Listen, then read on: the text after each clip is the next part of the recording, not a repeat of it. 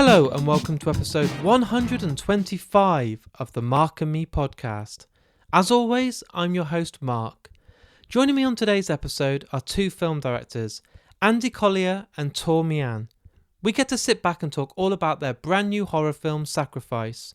I was lucky enough to see this film, and it's a great British horror and is available now, so you should all go and check it out after listening to today's episode. But in true typical Mark and Me fashion, you know the score by now. I do like to touch base and talk about my last episode. On episode 124, I was joined by the absolute geezer, Jason Fleming. It was a great talk. We got to talk all about his brand new film, 2 Weeks to Live, also getting to work on Lock, Stock and Two Smoking Barrels, Snatch, working with Guy Ritchie and so much more.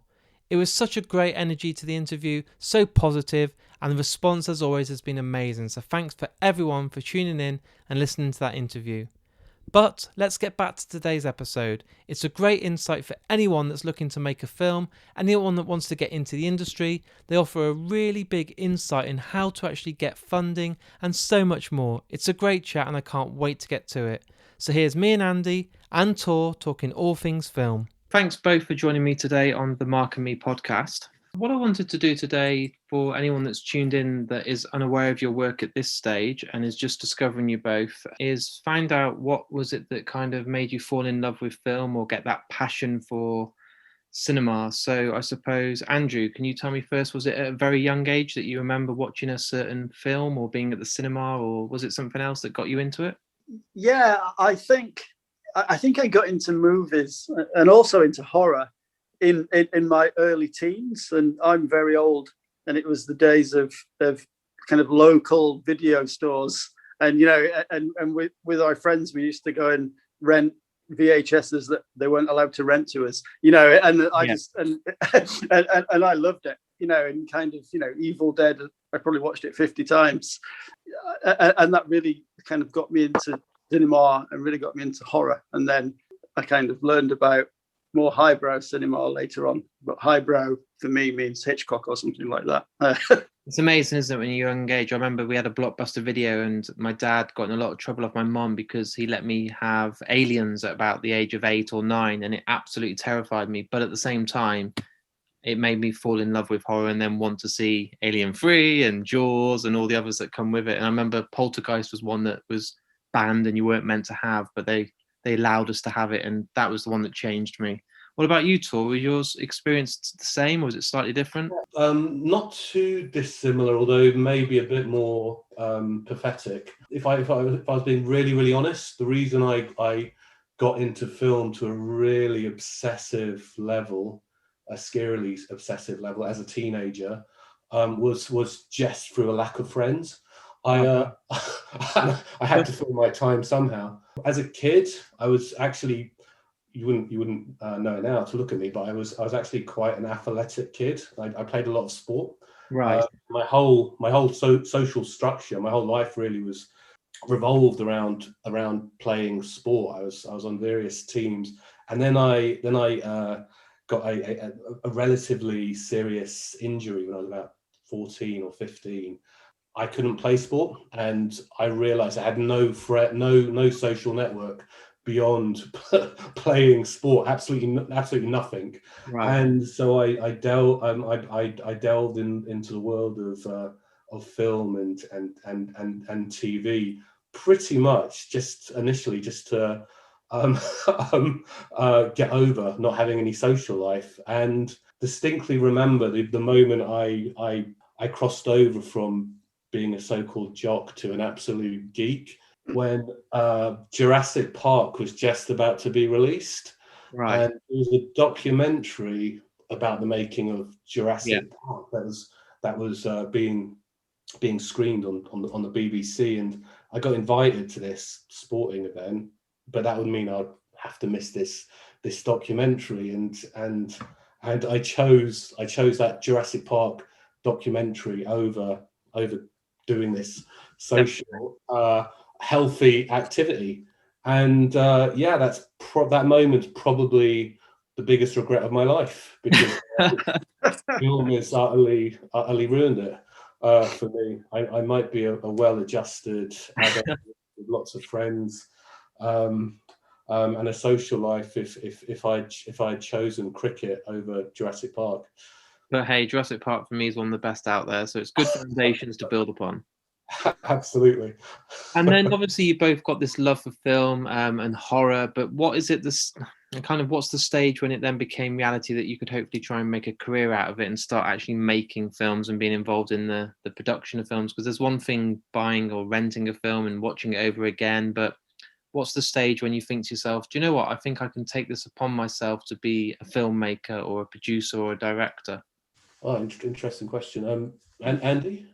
I don't think there was ever a kind of flipping a switch moment, which is kind of unusual for me. It's kind of, I think lots of people try, and I guess we've been kind of lucky, you could say, in that we've been able to gradually make progress and do it more and more. We've wanted to for a long time, but it's tough. It's hard to get into.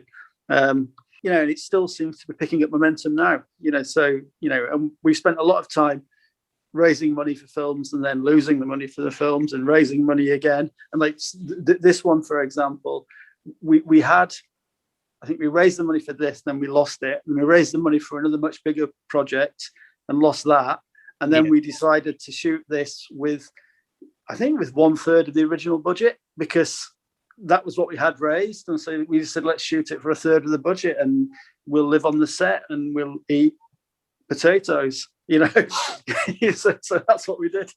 And how do you find that resilience to keep bouncing back? Because if you're getting rejected and they're saying to you, you've got this kind of hope and you're kind of putting everything on it and you get rejected, you then bounce back and do it all again to be rejected again. It must be pretty hard to mentally keep thinking to yourself, we are going to get it made eventually, because so many people would just think, fuck it, and walk away. Yeah, absolutely. It is. It can definitely be disheartening, but I think it ultimately comes down to having already dug such a deep hole. Yeah. It's difficult to dig yourself to get out. Yeah. You might as well just keep going and see what happens and hope for the best. But yeah, my advice is don't start to begin with. Yeah, that's good. All these filmmakers that are listening right now are thinking, brilliant, I won't even bother starting.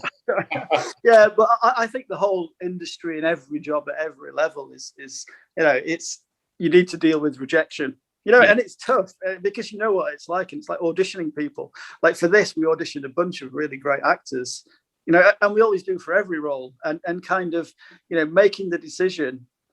It's never how good are they at acting. It's kind of how good are they for the role, and how do they fit with all the other people we're thinking of casting. And kind of it was, the final casting for this was a bit like a game of Guess Who or something, because we wanted to do the John Carpenter thing of making every character distinctive but different. Yeah. And then we had a bunch of people we really liked, and we were kind of shuffling them around, in the supporting roles to see who works and who didn't, and you have to reject a lot of great people. And so hopefully somebody somewhere thinks the same about us, but they probably think we're a couple of idiots. Yeah. We're an easy rejection.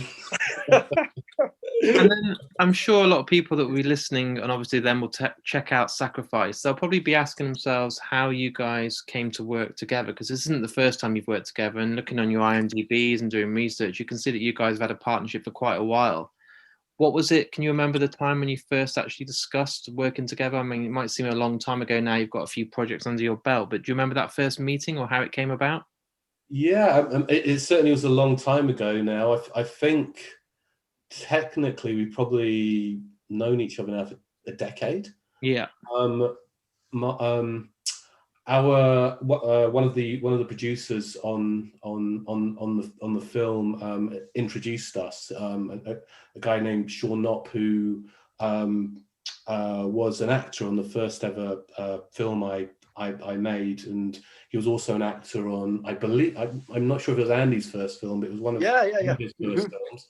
And he thought we might get along, so he introduced us, and we actually bonded over our mutual love of one of the most underrated films of all time, and what I believe is technically the biggest flop in Hollywood history, and that's the 13th Warrior.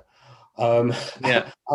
Andy, up until that point, and I think beyond that point as well, is the only person I've ever met who truly loves that movie as much as I do, and then we kind of thought, I think, well, there has to be something to this relationship if we both love this particularly awful but brilliant movie.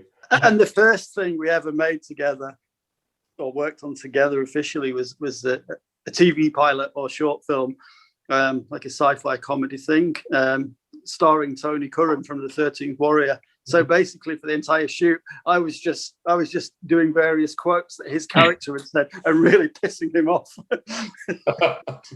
You need to be like, so you're the two people that like this film. Yeah, absolutely. What are your views on the 13th Warrior? Have you seen the 13th Warrior? You know what? Now this is the bit where I'm going to be exposed, but I've not seen it. Wow, it's awesome. You need to give it a go. I'll add it to my ongoing list of binge watching to have to try and get through. But I'm a big fan of bad movies, so stuff like The Room with Tommy Wiseau, Mac and Me, I absolutely adore. So 13th Warrior is not a bad movie. 13th Warrior is generally a great movie. Just most other people think it's a bad movie. Okay. But it's not an ironically. I love this movie ironically, like Mac and Me or The Room, which are awesome for other reasons. No, it's genuinely a good movie, in my opinion. But maybe not years after you watch it. Well, it made Omar Sharif quit acting. Didn't it? Wow. That should be on the front cover. And then I've spoken to a lot of directors, and I've been lucky enough to go on some sets of films that are in production. And obviously directing is a very tough role. There's a lot of different qualities that are needed, but also to take ownership is quite a big thing. And when you're sharing that responsibility with somebody else, now this is what I've asked the guys that did Rec together. How is it that you guys avoid clashing? Because it's a big personality, it's a big responsibility to be on set and have that ownership of all the different roles that make up a director.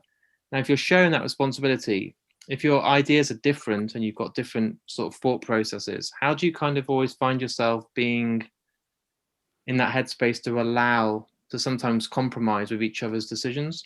Okay, well, I guess the first thing is we don't avoid clashing at all, and we have some quite vicious arguments. Right. I still remember, Tor, when you called me a Daily Mail reader at one point. But cunningly or luckily, we spend a lot of time in pre-production having those fights. So by the time we get to shooting on both of the features we did together, we'd at least got some semblance of a common vision. But yeah, it takes a lot of debate and sometimes vicious arguments beforehand to get there. And I want to do one A, Tor wants to do B. We mutually hate each other person's suggestion. And what usually happens is that somebody in the heat of fighting, somebody comes up with C, and then we both realize that was a better idea all along, so we go with C. But yeah, we have lots of disagreements early on in a project, but I think we pretty much always reach a common vision.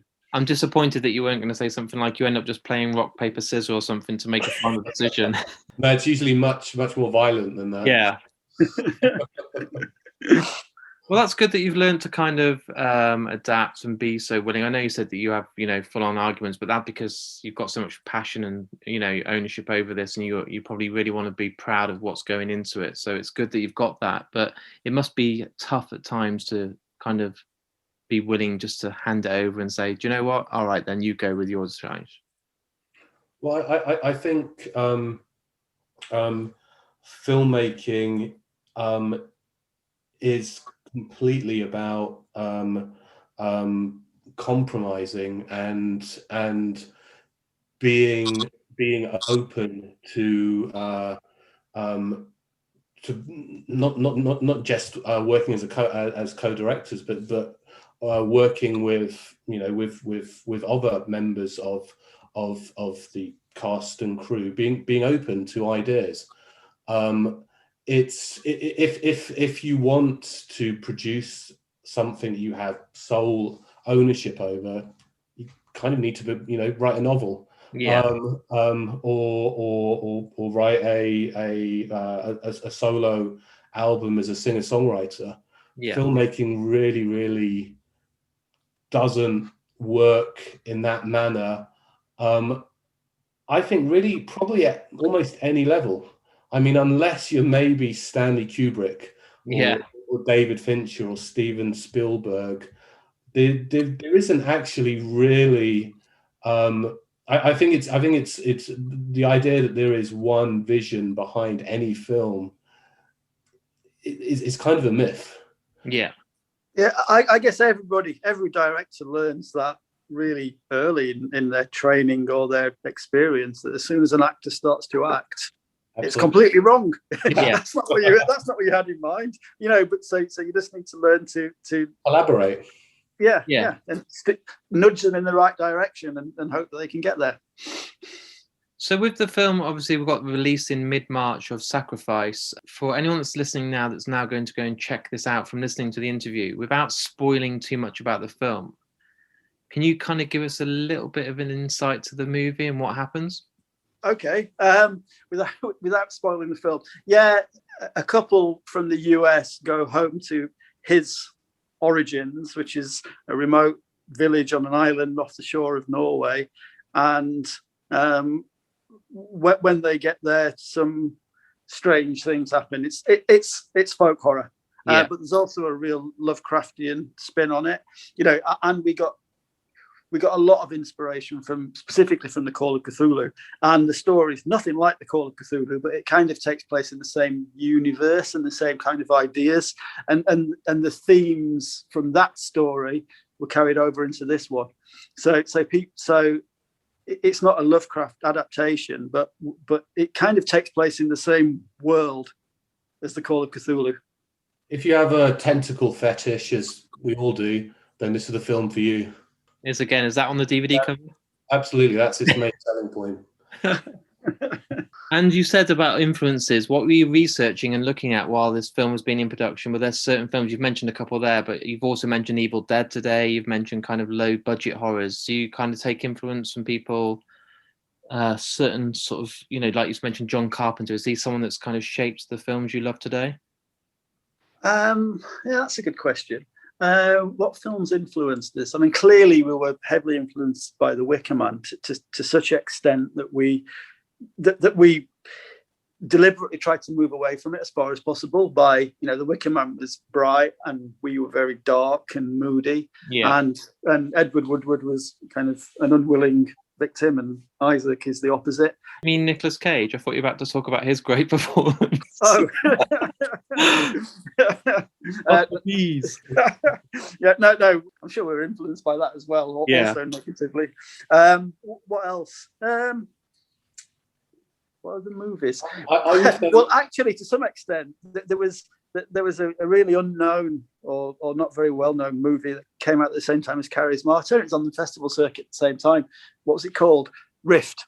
It was the Icelandic film, and it was getting loads of plaudits for its cinematography, basically because it was shot in Iceland. And they were saying, "Turn the camera that way; it looks awesome." So we did the same thing.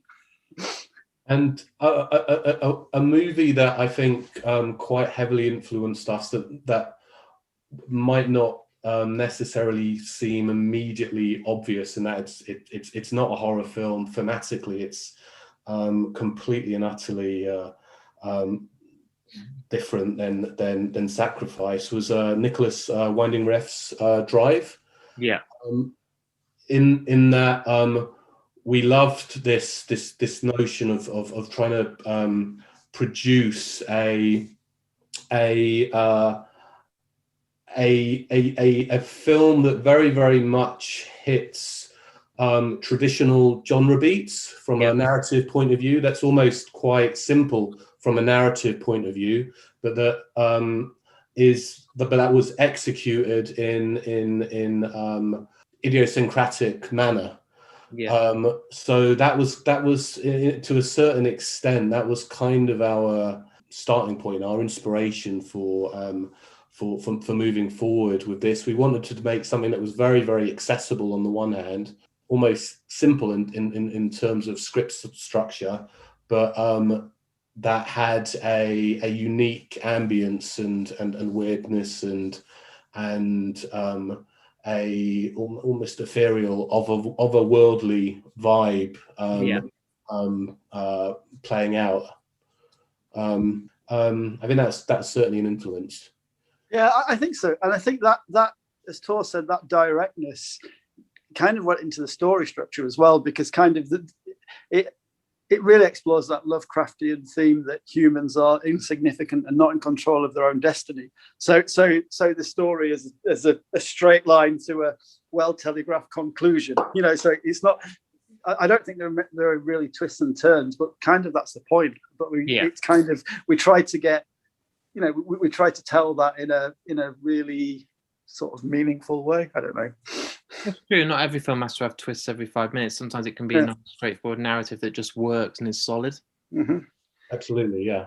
Now this film's out there, it's finished, it's all done. Obviously, with the lockdown, has it given you guys a chance to kind of get more time to sit down and work out some projects that maybe you've had on the back burner for a while, or is there anything that you've now got that you're taken on as a brand new challenge because you've been given that extra time? Because I know for myself, it's given me more chance to get more done because everyone's available. It's a nice chance that everyone's not, they've got a lot more time to spare. So have you found yourself being able to get some projects now greenlit that you were maybe waiting on?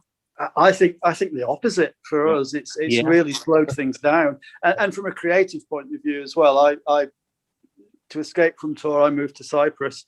But I was expecting to go back home, every month at least. But I've been trapped on an island for the last 9 months, which sounds a bit like it could be a horror film. I mean, unfortunately, I completely agree with Andy on this. It's slowed things down massively. It derailed a lot of momentum we had pre-pandemic. But hopefully, although things might have slowed down, it won't have destroyed things completely. And if things ever, touch wood, go back to some level of normality within the industry and the world at large, we can get things firmly back on track. Yeah. And is there a thing at the moment you're both working on? Is there anything in pre-production at the moment, or is there anything you're kind of looking at? Yeah, I mean, we had quite a lot of traction on another horror set in Utah, America. I mean, we'd already done the location scouting. We were tentatively starting the casting process, and but yeah, that was stopped in its tracks. But we're hoping we can revive that relatively soon. And something I ask every guest that's come on there, it doesn't matter if they're a cinematographer, a musician, an artist, there are going to be people that are listening to this podcast today that are wanting to get into the industry. So maybe they're at film school or they're studying at college. And what advice do you give to those people about kind of making that step to make their first film or to get their work seen in a world that's so tough to kind of make a name for yourself, especially in the film industry? That is a very, very, very difficult question for me to answer. I think I'm going to let Andy answer first because I want to be encouraging. So I'm going to think with my encouraging answer, while Andy is no doubt giving an encouraging answer. Yeah, we're not accepting your answer. Rather than my honest answer. Yeah. For somebody who wants to break into the industry, I mean, this might be pretty boring advice, but if it's really to make connections and to make people think that you're awesome. Like it's super, super tough at every level, and I think it's rare to walk into directing straight away unless you really find some lightning in a bottle with a short project, so you need to make connections and you need to have people want to work with you again. So I guess it's help out in any way you can on as many projects as you can, and while you're there, be the most helpful, nicest person on set, and people will want to bring you back. And then from there, you can start to build something. And that's actually quite rare. Like most most freelancers who work in films, tend to be a bit of a nightmare. So I mean, honestly, so the ones who are actually good, we try and use them again and again and again, Tor, and kind of, we have people turning us down because they've got too many projects, and we'll beg them to come and work with us again, just because, make yourself a pleasure to work with and work hard, and then, you can build something. Yeah, I think that's actually a really brilliant answer by Andy. It's unless you are clearly the next Steven Spielberg, the next Kubrick, the next Tarantino. No one's going to know that until you've actually made something. Yeah. Be fucking nice. Have some humility. The issue, I think, so many people that I'm obviously not going to name any names, but that I know personally who are very, very talented. Yeah. Go in at this level, or an entry level, thinking they're already Tarantino, they're already Spielberg, they're already Kubrick, and they can't act in that manner until you've proved it. And therefore the best way to keep getting hired, as Andy has said, is just be nice, be pleasant to work with. People want to work in this industry, partly because they might have some grand artistic endeavor, but also because it's meant to be fun. It's not meant to be a conventional work environment. It's meant to, feel like being on a playground. And if you're working with people that don't necessarily foster that level of fun of actually being in an enjoyable environment, then you're not going to get hired again. So basically, suppress your inner ego. Don't be yourself. Let your true self come out after you actually have your foot in the door. Yeah. Perfect. Yeah, and I think that's not just to get rehired in whatever low-level job you're doing, because the people who've been really impressive in whatever kind of freelance capacity they were there, maybe we're weird, but we actively try to collaborate with them and sort of, we aren't the HR department, so but kind of allow them to take bigger and bigger roles. There's plenty of people who we've wanted to move up to producing. Absolutely. I mean, there's that famous Kubrick story about, I'm terrible with names. I don't know his name, but the guy that ended up as one of his producers, starting out as a runner on 2001. And Kubrick allegedly was looking for a desert location, but in England, because he only wanted to film in England, and this runner basically found this location, and then on the next project he was a producer.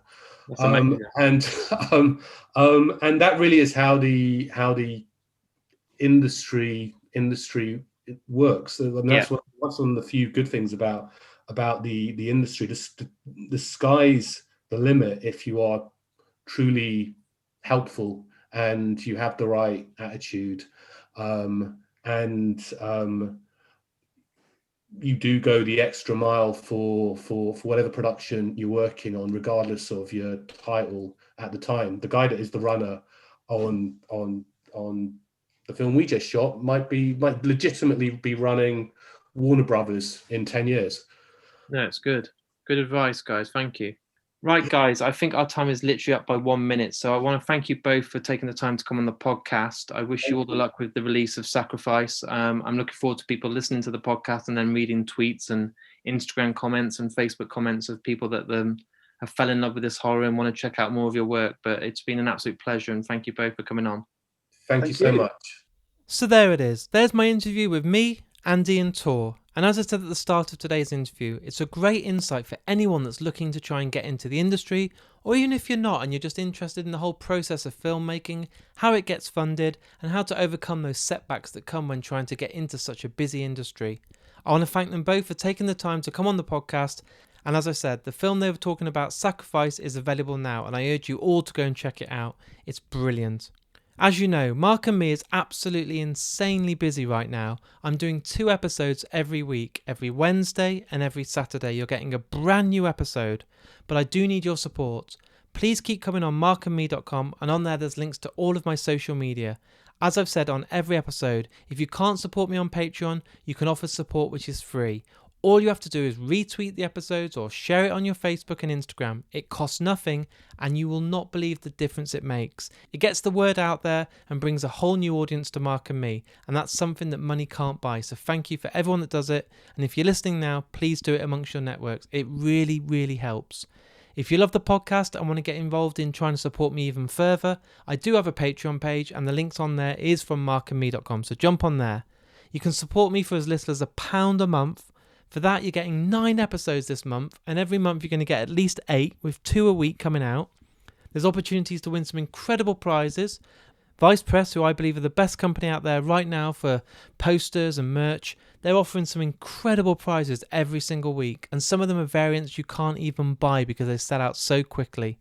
I'll also keep the prizes coming with DVDs and Blu-rays and merch that the companies offer me, and make sure that you guys get rewarded for the support. So please keep that coming. As I've said on every episode now, the money doesn't go to me, it goes right back into the podcast for me to host it on all these different channels, goes and allows me to do more and more interviews, which means more and more podcasts for you, so it's win-win.